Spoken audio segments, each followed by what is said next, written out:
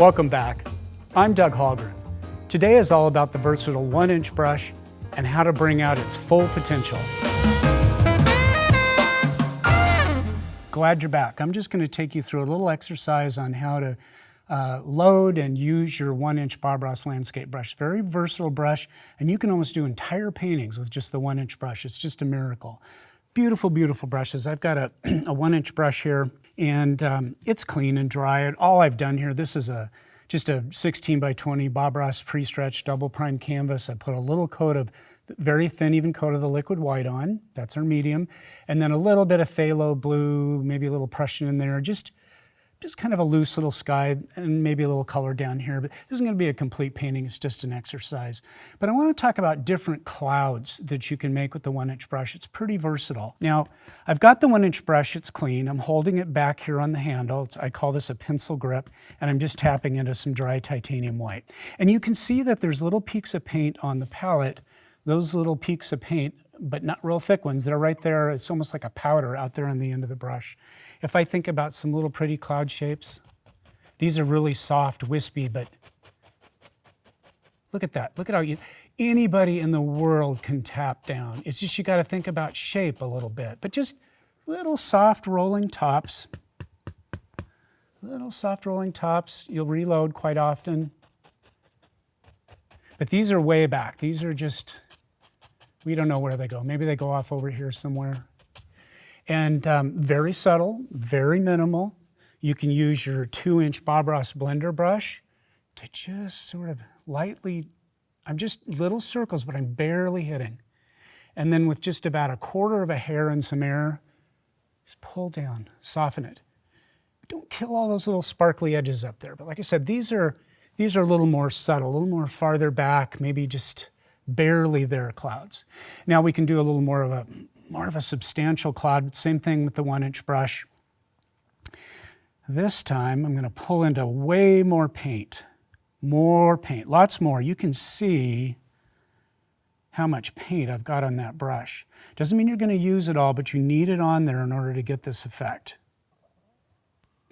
Here we go. So maybe I have another layer of clouds below it, same type of cloud, but now these are a little heavier bodied. They're a little thicker, a little whiter. And what I'm going to do, I'm holding it back here on the handle like a pencil, and I want you to think about, like I'm making the letter C, and the letter C, and the letter C. That's the motion. You can even practice it on your palette first. Quite a bit of paint. The motion is like a C, but it ends up just looking like a light spot. You see that? And it's just interconnected Cs. This is what Bob is doing when he's up there just going, whew, whew, whew. But you're not seeing it. It's so fast. He's pushing in and letting off and pushing in and letting off. What that does is it deposits the paint right there at the top, which is where you want those nice, bright, shiny highlights. You're pushing it on, leaving that little deposit of paint. And then you can bring some down here into the body of the cloud. And then on these, when you've got a little more of a heavy buildup of paint there, you'll want to take something like either your soft 2-inch blender brush or even a clean, dry 2-inch brush, and little circles, you're blending out the base. But don't grab that top edge. Don't touch that top edge. You need that light to stay. It'll go away and leave you if you blend over it too much. It's the hardest thing in the world to show restraint and not go back in there and touch it. You want to, you shouldn't. The best clouds you do are the ones that you fuss with the least. And you can go down, you can even go up to give it a little softer blend.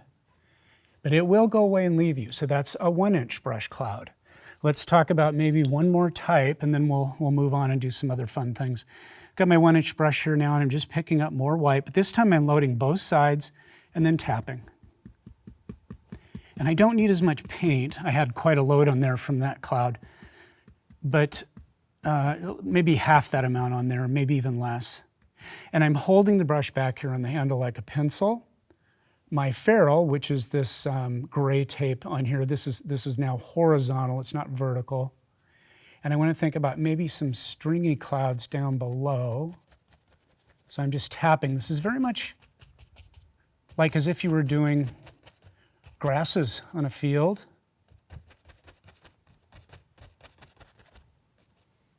Maybe there's even a stringy one up here. I don't know. I don't know that we even care. Just clouds just get to float around and dance and play in the sky all day long. Just indications of clouds, just little light areas that you can even sweep. Got all kinds of clouds Bob does. But see how interesting that sky is getting now, just with a few almost broke my mouth there, a few sweepy brush strokes. Yeah, that's, oh boy, I can almost hear angels singing. It's just, look at that, how, that's just so pretty. This is Bob Ross painting. We get some super effects with very little effort and time on the brush. You just get instant success. He really set us up to be successful, and I think he'd be pleased to stir that up, kind of lose that bottom edge a little bit. He'd be pleased to see what we're doing, and he wants to see what you're doing there. You send us a line. You use hashtag brush strokes and let us know how you're doing with this. Let's get into maybe some greenery now.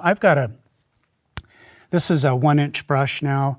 I need a pile of dark paint. I'm going to grab some of this mountain mix I've got here, maybe a little alizarin crimson, a little sap green. I don't know, just the dark colors, a little Van Dyke brown maybe some Prussian blue, whatnot. What doesn't matter, just dark. A little hint of green in it. And just mix that up. I'm just turning it, mashing it, looking to make sure that it's fair, just solid dark. You don't have to overmix it, but you do what you think looks right to you. That looks right to me. That's a nice dark color. Wipe off my knife, set it aside for a minute. Here we go. I'm going to do some 1-inch brush evergreen trees. Now what's key here is it's a lot of paint. I pull both sides through, and as I pull, I wiggle. Pull and wiggle that brush. If you jam it in this way and pull straight, you're actually pulling the paint back off the brush at the same time by tipping it down, almost like a 45-degree angle from the palette. Pull it towards you and wiggle. It's loading the paint into the bristles but not pulling it off. And what you end up with is a chiseled edge. I want you to see that chiseled edge. See how it comes up into a tight little point there? And you're going to need that to create the top of a tree. See, it makes a pretty fine line with that big old brush full of paint. And then I'll just drop that down. And I reload quite a bit of paint. Now I'm just being real mindful of how much paint's in there. You can feel it, and you can see that wiggle action. You can see that wiggle. And I'm just using the corner of the brush now, and I'm thinking about little boughs that pointing down. This works, it's the same motion, the same technique as the fan brush that's a little more popular and people think easier, but look at how fast this is. This is twice as fast as a fan brush. And you know Bob, I mean, he would even do it with a 2-inch brush too. I think he needs a little friend. I'll just re-chisel it. Look at that tight line from this big crazy brush. It's the paint. Get paint in there. If you don't use paint, you don't have a painting. Isn't that profound? And the worst thing is when you finish the painting, it's not quite to your liking and you still have most of your paint left on your palette. That's because you didn't use it. That's why you don't have a painting. Maybe that's one of the reasons. So we've got a couple of happy little evergreen trees there. How about we throw in some bushes here now? So let's talk about the load on the 1-inch brush. I've got this big pile of dark paint. I've got enough that when I pull, and let's even talk more about this. So this is the rounded part of the ferrule, and then there's a part of the ferrule that has a little crimp. If you look at your brushes at home, there's a little fold in the metal right there. I get in the habit of turning the rounded side that's smooth facing me, and then I pull it through the paint, lift up, and if I see those peaks of paint are now on the end of that brush. And what I've done is I've got the round side, I'm pulling it towards me, then I turn the round side up, the brush is fully loaded, and you can see how much paint is in there. It's making that brush droop. The load of this brush is the key to success. It's everything. And then just put in some happy little bushes. I usually think about some sort of a fan shape. You know, it's just that. Reload for each bush if you want them to be nice and substantial, and it'll support the highlights better. The darker that is, and not necessarily solid, because we've got this beautiful lacy pattern that these wonderful brushes do. just on their own, just by loading them properly. Give you that nice lacy texture. That lacy texture allows the highlights to stick to it when you get to a thinner paint. And then another little technique you can also do with this 1-inch brush, we've about got a whole painting done here just using this single brush. That would be an easy class to teach, wouldn't it? So I've got both sides of the brush, but then I'm tapping now. I'm tapping, and you can see that little ridge of paint building up on the palette, that little ridge of paint. Boy, that's all I talk about, that little ridge of paint. There it is on that top edge of the brush. You can see it. You can feel it. And now we've got grasses with this little brush. I tell you what, this is just such an easy way to go. And this, if you're a traditional painting, this could take you forever. You'd just be, well, you'd still be up here, honestly. If you didn't have that liquid white, and if you didn't have these big multi-use tools to get this paint in a hurry. We want to get to the fun stuff. We want to get to the pretty stuff. We want to get to the highlight. Maybe that wander's over there. I'm not trying to do a completed painting. I'm just showing you the many different ways this 1-inch brush can make all these different shapes that you see here. I'll go ahead and maybe think about, I'll grab a clean brush for that. Think about putting some little highlights on my evergreen trees. Now, a thin paint sticks to a thick paint, so you need to touch a little bit of the liquid white. Go into some of my yellows, maybe a little sap green. Pull it both sides through, giving it that little wiggle. But now here's the difference. So we gave it that little wiggle to load it, for blocking it in. To highlight it, I want you to, both sides, give it that little wiggle, and then just briefly push up into it for that little, it's not a full-on formal ridge, but it's a little ridge that sits right up there on top, that top edge of the brush, which is your highlighting edge. And I come here to this little one here. Just gentle. The key is more paint, less pressure. I'm just reloading for this second tree. The light would sit on the tops of these boughs, so that's where you're putting it. You don't want to cover it all up, and you reload as necessary. You'll see Bob do a whole tree in one brush load. You don't have to do that. You're not in the hurry Bob was in. Bob had 27 minutes, but you know that when he was painting at home, he wasn't going that fast. Didn't need to. Why? What's the point? I don't get it. Now, if I want to highlight these little bushes down here, thin paint sticks to a thick paint. The same way that I loaded that brush, I've got the round side of my ferrule pointing down, or towards me, I should say. I pull it and lift up. I'm looking for those little peaks of paint. Those little peaks of paint are sticking off the end of that brush. It's just key to this technique of highlighting. And then very little pressure.